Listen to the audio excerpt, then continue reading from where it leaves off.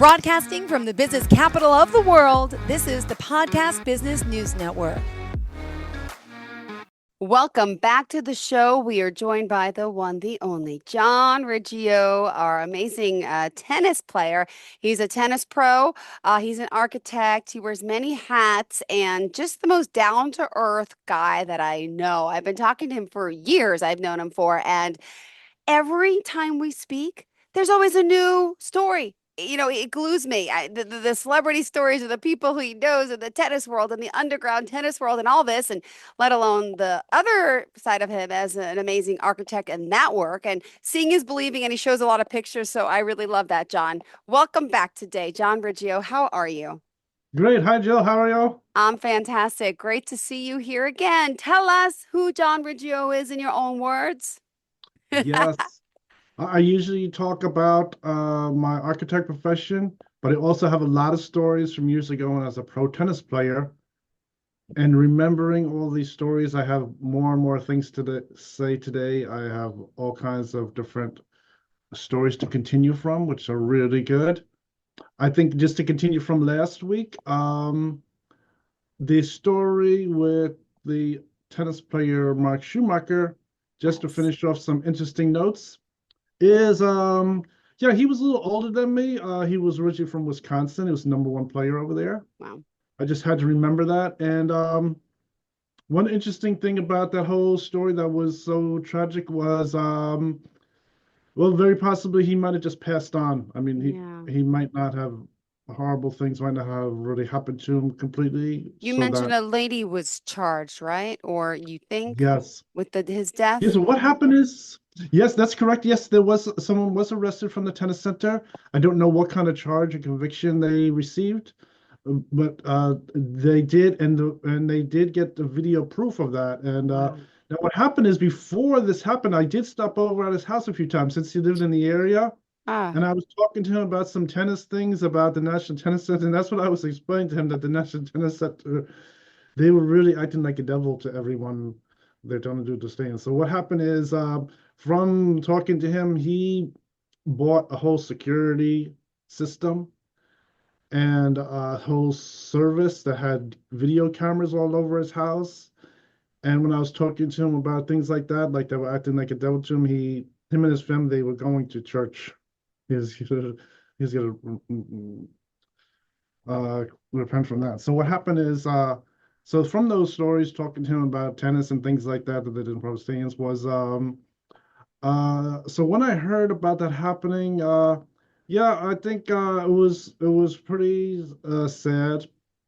And just to really explain this, like I think like it was 5 years later, back in 1998, just by chance somehow I talked to him and his wife a couple times, and I didn't ever see them again. So, but they were always thanking me when I talked to them a few years later. So something did happen. They knew something happened, and it was very real. So I think they might have just passed on. So that was really lucky. So today, what happened is, from the last week, I was still thinking about the last years of my playing and the whole time there in like 1996, and I forgot about a very important piece of my tennis history. What happened was, I explained last week about, from the time my tennis contract was bought over, that I was listed in the newspaper here in New York, Newsday, that my name was listed as Ron Devlin with the $100 million contract. Then added on to with Adidas and Reebok for the $120 million. And then since Reebok had a problem getting me on the court, I just was able to just hit the ball with some other tennis pros.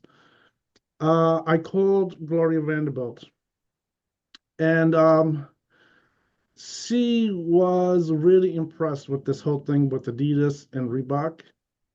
And now she was just saying that since she had sold the contract, she could only reference somebody. Oh my gosh. She thought about some people that she knows that she can that can take on a contract this size. And it was Miss Leona Helmsley from Manhattan, New York. They're from a hotel. I remember the Helmsley on 42nd Street. Yes. What happened is, they gave me the phone number to Miss Helmsley, and I called them up on the phone. And I offered that they could have me as a tennis player and sponsor my tennis. So I Wow. talked to Miss Helmsley in person on the phone. This was maybe two, three phone calls. And they weren't interested. She was interested. And from that, they had to put together me, Miss Helmsley, and Miss Vanderbilt. And Mm-hmm. they devised an idea for me to play some matches back on Sutton East. So 6 years later, they put together a match right away. So all these phone Wow. calls from Japan, from Adidas, Reebok, in like just 1 week, they could put together this whole thing. So this is really a sponsor that could do it. Now, the only thing they told me initially on my telephone conversations is they thought I was too old because I'm 28 years old Mm. and my contract is $120 million to buy. So they thought I need to really play with them for 5 years. So I was able to go down to the Sutton East, and they had a player there from the National Tennis Center. Mm-hmm. Now, what happened is I entered into the Sutton East there, and I meted Miss Gory Vanderbilt, Miss Leon Helmsley. Said hello Wow. to them because they're the people who were on my side and everything, and they had some friends there uh, and to watch the match. I think Mr. Helmsley was there, and they were sitting there by the glass in the Sutton East. So we went onto the court. My opponent was there. Now my opponent's name was he's let me just get his name. He said his name was McNellis, Wow. and this player was so outrageous that I couldn't believe what happened. So this was really just like a demonstration match. It was a real match through the ATP. And we started to play the match, and he was unbelievable that he was cheating on every shot. I Wow. hit the ball past him to his left side, and he didn't want to admit that it was in at all. And Wow. then from him hitting the ball, they could tell he's using this big, heavy racket, and it's this heavy Mm-hmm. cheat racket. So after this started to happen, I complained to the sponsors, and then I played just a couple more points with him, and I complained to them saying this whole thing is a joke. And my sponsors, they had him go over to them in the room there. They inspected his racket. They wrote down the information about his tennis racket, called on the telephone. My sponsors were really unbelievable. I think Miss Vanderbilt was Mm-hmm. this kind of thing. Miss Hemsley, I don't think she was completely aware of this thing with the cheat rackets. And what happened is that game had to get stopped completely. I was really just totally winning the match anyway. And Mm-hmm. what they did to him is they didn't confiscate his tennis racket, but he left. And the next time he went to go play a pro match, they already put through to investigate and inspect his racket. And Oh, when he wow. went to play with the cheat racket again, they had to have the police come and they had to arrest him. So that Holy was cow. unbelievable. Yes. Yeah, it is.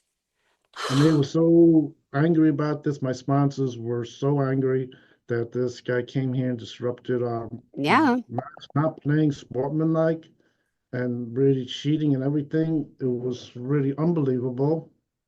But I think then at that particular event, the other player left, and I talked to my sponsors, and we talked about Delilah, and I Mm-hmm. had to tell them the unfortunate news that Delilah had died because of the problems with her father, Oh.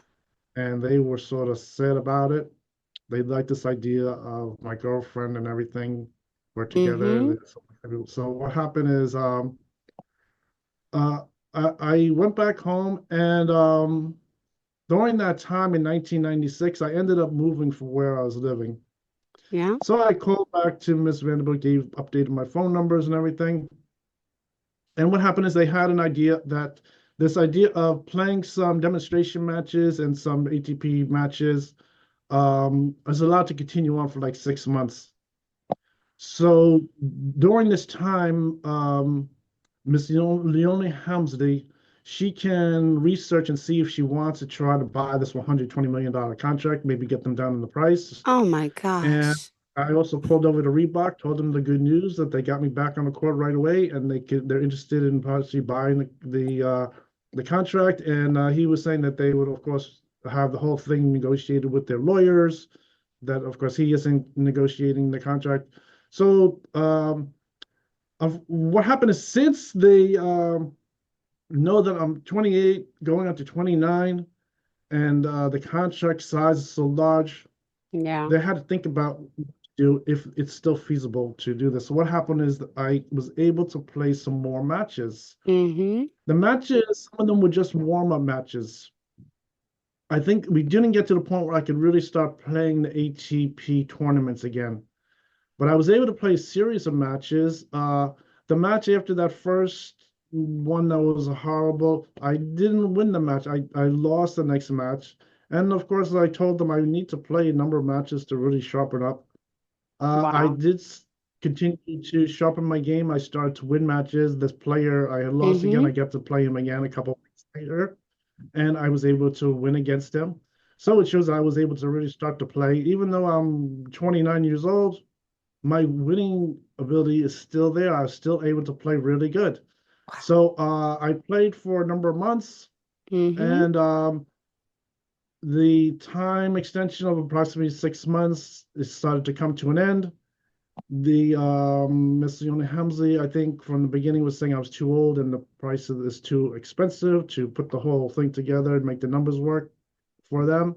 Mm-hmm. And she wasn't able to buy the contract, so they didn't buy the contract. Ah, I was able to get some more playing in, and it was official pro matches back at the Sutton East.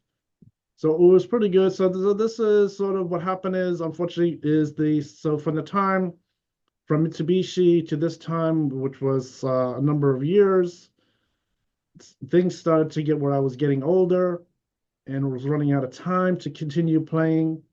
And I think originally, at the time when I was playing at Sutton East and they were selling my contract, I think they did contact Leona Helmsley as someone that might be interested to buy my contract. At that time, it was sold for the gross number $30 million.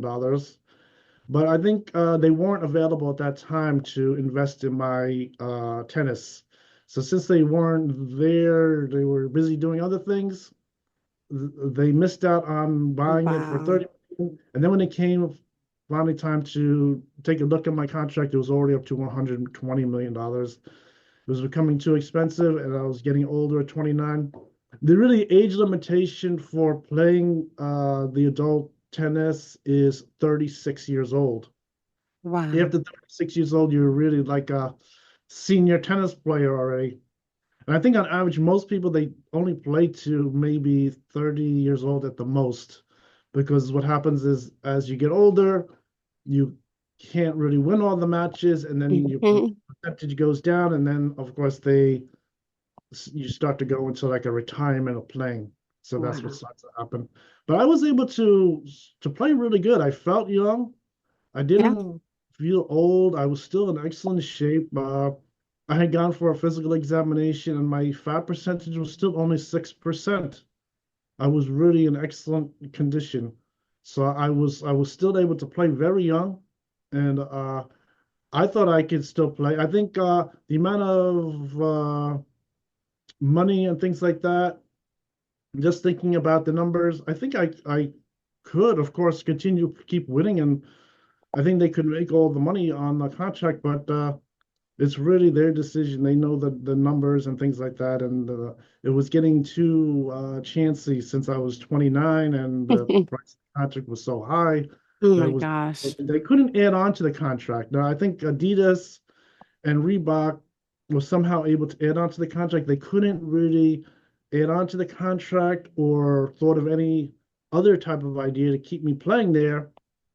Maybe there was some way to do that, but at the time they weren't able to really do it. So that is what Yeah. happened. So I think that was very interesting. And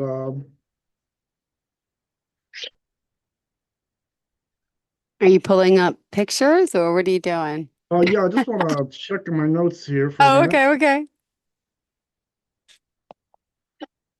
So I think that was very interesting. And I think one interesting thing about the contract and uh, at this time was also some things about sport business.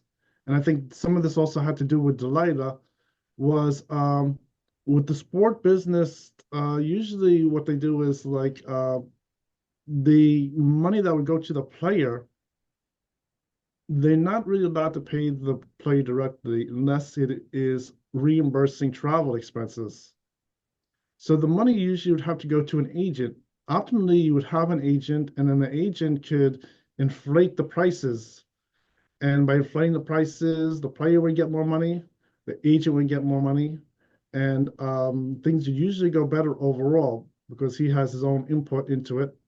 And so that it was one interesting thing. Without the agent, the money has to usually go to like a parent.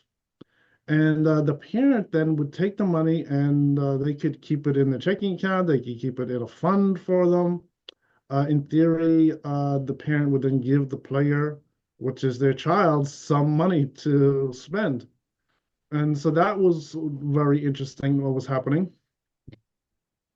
And what happened is, as far as that type of situation was concerned, was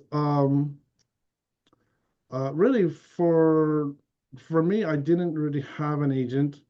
So the money was originally the basic expenses went to the parents, so that's what really happened. Then, unfortunately, that type of problem was also happening with my girlfriend.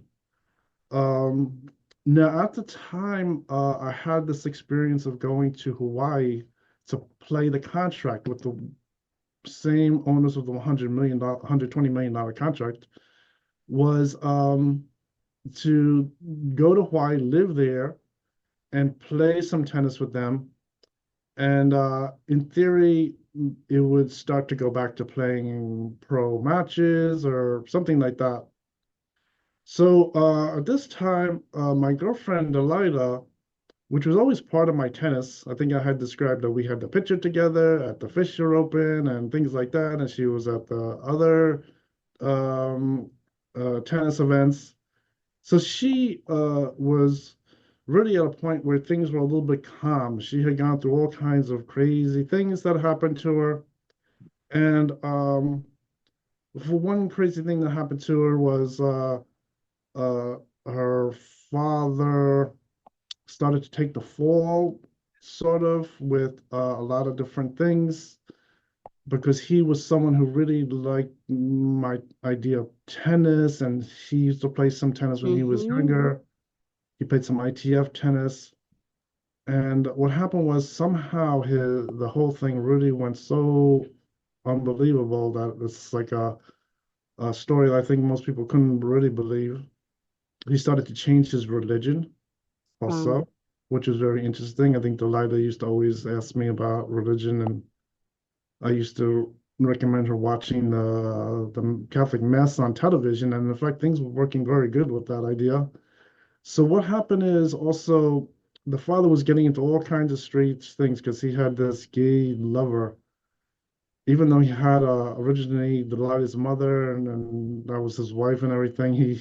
He was into really unbelievable things, and this culminated into something where the his gay lover gave him a suitcase of $40,000 in cash Whoa. as a payment to do things with Delilah.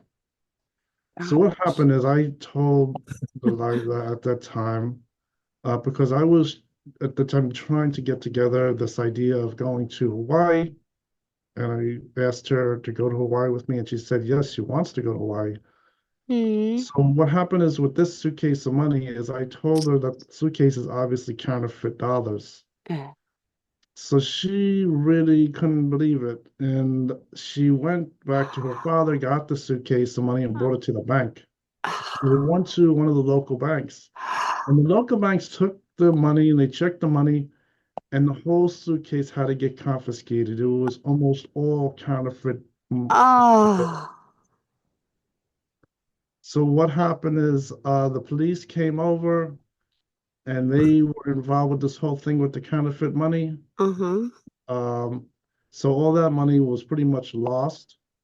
The whole thing was found out to have been just a joke. So I think not only was Mm. we are doing strange things, fooling Delilah, but they were obviously just fooling the father.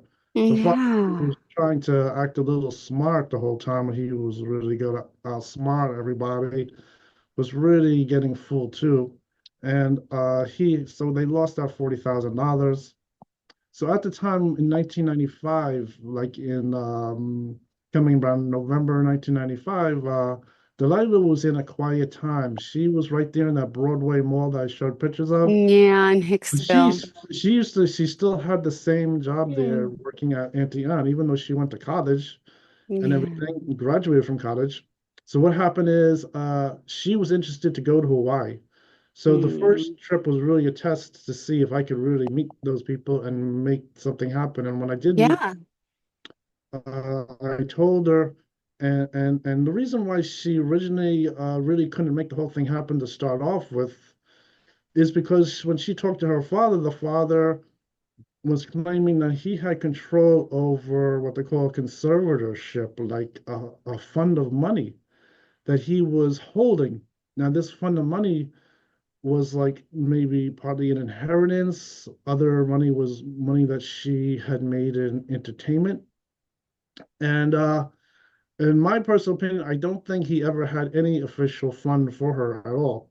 I think he was Mm-hmm. just lying. And but she was Hmm. sticking to this idea. Now she's the same age as me. I'm 28 years old. She's Okay. 28 years old, and this is a little bit older to really have this kind of problem. I said I'd cover whatever money that she's supposed to get anyway, and I was already working, as architect, starting to move up. I can get the same kind of job in Hawaii also, and so she really had an initial problem because the father was threatening not to give her any money if she goes ahead and leaves with me. Oh. And I think, given the situation that she had, where in her house she had a same kind of situation where she had security cameras all over, and the police were aware of her family problems with her parents, Mm-hmm. that this thing with not giving her any money was really probably something that she'd have to go to court about. Wow. And I think just her arguing with the father wasn't going to solve her problems. So what happened is I went to Hawaii. I made contacts there with my sponsors. I told the story of how I met the different entertainers. Gwen Stefani was there, did the Mm-hmm. autograph signing, came back here. And when I showed her proof of that I did all those things, I think that's when this whole thing about her not being allowed to go because of the money and the conservatorship and everything really made her mind go wild. And she eventually just ran back to her home and must have had a dispute with the father, argument. Wow. I have no Mm-hmm. idea what happened. Just remembering the past, months later, I was talking to one of her best friends, and I Mm-hmm. did get the confirmation that there was a funeral Ah. and they had a closed casket for Delilah. So that was really confirming that there was a real death took place. It was really her, it seems, and that's what happened. And then I think I'd said on one of the previous things, the story was the father had immediately left the house, moved everything out, and was found dead in Florida. Ah. He was someone who God. started to get himself into a lot of trouble, Yeah. involved with a lot of bad things, and he also ended up where he was no longer alive. So that's what happened, and that is all over the same issue of the money. I think one thing about him with the thing, when I was looking for an agent, I offered for him to become the agent, and he said, "Yeah, he sounds good." But then when he realized he doesn't have a license officially to become Mm-hmm. an agent, he couldn't. He put his name down that he was the agent, and then he started to get himself in big trouble. We weren't doing things with people who were just playing around. They really need official license. They need, in writing that he's an agent and everything like that. And I arranged an appointment for him to go down and just get his license, a time and date and everything. He didn't want to go. He was concerned that he was going to get the Yeah. trust. So this is some things that were affecting myself. So this idea of him doing the agent work was really just like a lie. I think he was playing around with the daughter's life, and then he started to do it with me with that, and it really went to where I went to my lawyers, went to the government. They knew that this guy was supposed to have a license, and he had to show up to show he has a license because he claimed in writing that he was an agent. He wasn't really that aware Mm-hmm. that he needed the license. Wow.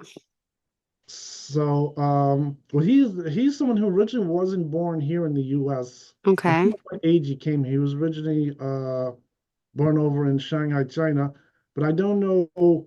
He wasn't really aware of that. I don't know what kind of education and things like that. He wasn't necessarily fully aware of what's going on. But so when I explained what's going on, I patched the whole thing up for him. So all he has to do is go down to this. It was really like the tobacco agency. He just goes down there and he just applies for the license. They probably give it to him very easily. I don't think Yeah. he'll have a problem. And this would cover all of his legal problems. Things would potentially benefit, but I don't know. I think his personality, he was used to maybe just playing around with things like that, that it wasn't really real, wasn't in writing. I think his job really didn't make that much money from what I was told. He was working graphic arts. Oh my I was told gosh. he only maybe ended up with $20,000 a year. And I think it was Delilah that was earning the money to pay the bills. So that was, Oh, mother didn't work either. She stayed at home. So that was really an amazing story. So this whole thing with Delilah was really yeah. We involved with only the have a minute tennis. left. We have to Oh, wrap it okay. up. Go ahead, please. Thank you. And but that is really the very interesting thing about the sport business. And I think her problem with the father and her getting older, that she's 28, it was really sort of sad. And at that point, I was patching it up for her again, where she can make the move over to Hawaii with me for at least a minimum of Oh, 3 years, probably have yeah. something like that. But she, in fact, had a serious problem with this whole thing with the money, that she was supposed to receive the money, and her father could just say she can't get any money, and that would stop her from doing what she wants. And this culminated into Mm, a big problem, and that was really a sad kind of thing. She already had so many horrible problems yep. happening over the last previous years that this was a quiet time, and I gave her the whole thing to get out of her problems again, which I always like to do. And Yeah. when I first met her, I paid her clothing bill at the local clothes store in the mall. She had a bill when I was there. They told me directly too. She had to pay like $200 in clothing bill. Oh I my. paid the bill for her, got out of her troubles when she was younger. Mm. Her parents didn't pay her clothing bill, so I ended up paying her clothing bill when she was Oh, young. So we always had this thing going from the beginning to the end with her, yeah. and it was over the same idea of this money that she claims was in a fund. But I know the Oh, father, the way he must have already spent it in his checking account. He never had oh any. my gosh. That's really what happened to that story. Oh, John, I'm so sorry. We have to wrap it up. Oh, how do we contact you? Please share. Sure. You can go on to my webpage, uh, johnriggio.com Perfect. for my architect profession, or for tennis, you can go to John Riggio Pro Tennis Player on Facebook. And Great. there you can send me a message and look at pictures, stories, how all kinds of a Will do. list of tennis events and sponsors and things like that. You could read all about them, and they're very good. Perfect. We will. Thank you so much, John. Talk to you soon. Have a great day.